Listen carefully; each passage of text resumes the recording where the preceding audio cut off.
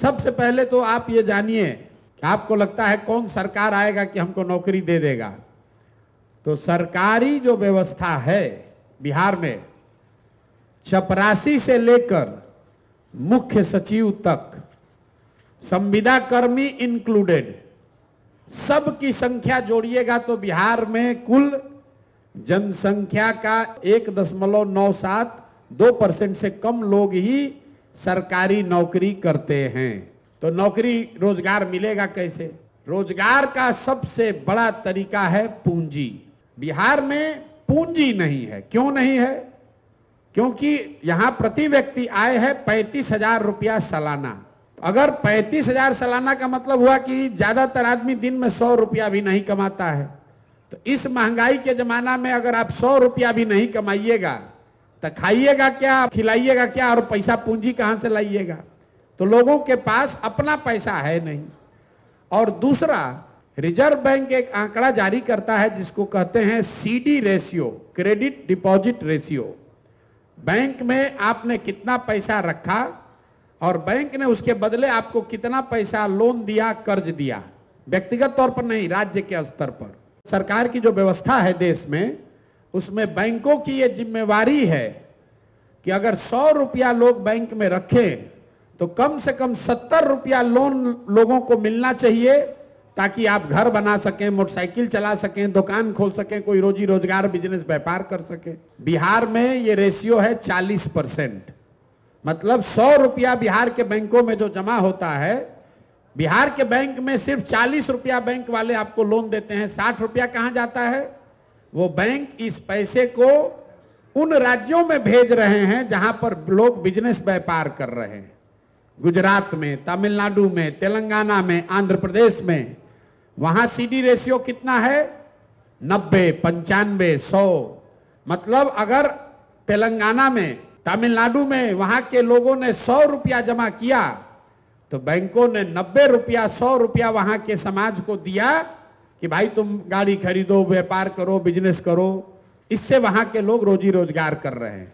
अब मैं इसको आप एक आंकड़ा समझाऊंगा तो आपके दिमाग खुलेगा, दिमाग की आपकी बत्ती जलेगी कि इसका कितना बड़ा असर है। पिछले फाइनेंशियल ईयर में, वित्तीय वर्ष में, इसी गरीब बिहार में आपने, हमने, सब ने मिलकर बिहार के बैंकों में पैसा जमा किया 4,21,000 करोड़ रुपया।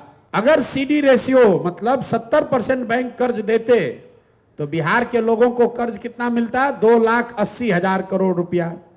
लेकिन मिला कितना? 40% है तो मिला 1,61,000 करोड़। बाकी पैसा कहां गया? बाकी पैसा चला गया यहां से दूसरे राज्य में। लालू जी मुख्यमंत्री बने थे 1990 में। 1990 से लेकर पिछले साल तक 32 बरस में बिहार के बैंकों ने आपका, हमारा 26 लाख करोड़ रुपया ले जाकर दूसरे राज्यों में ट्रांसफर कर दिया। आपको लग रहा है कि यहां से लोग का पलायन हो रहा है।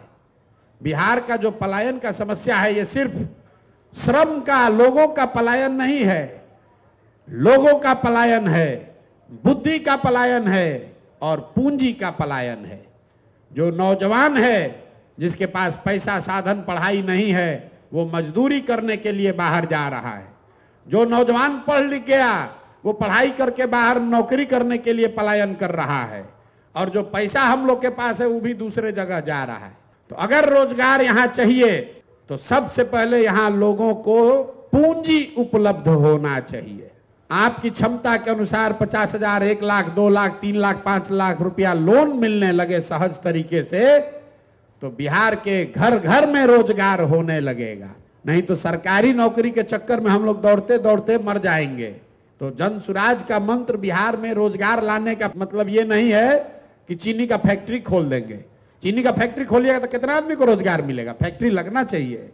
लेकिन यहां से बेरोजगारी पलायन अगर दूर करना है तो एक ही चीज चाहिए, 15 साल से कम उम्र के बच्चों को पढ़ाइए, 15 से 45 साल के युवाओं को पूंजी दीजिए और 45 साल से जो ऊपर है उसको पेंशन दीजिए ताकि उसको भीख न मांगना पड़े।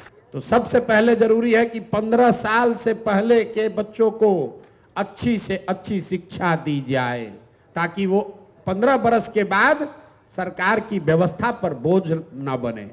और जो बच्चा 15 साल से ऊपर हो गया, जो पढ़ाई का समय निकल गया, अभी दिल्ली में जाकर कारपेंटर है, बॉम्बे में जाकर इलेक्ट्रीशियन है, कहीं जाकर बाल काट रहा है, उसको ये चीज आता है, उसको सिर्फ पैसा पूंजी नहीं है कि वही चीज आकर वो बिहार में कर सके।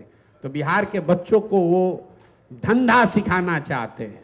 अभी क्या है, बिहार के बच्चों को राजनीति सिखाया जा रहा है और धंधा गुजरात के लोगों से कराया जा रहा है।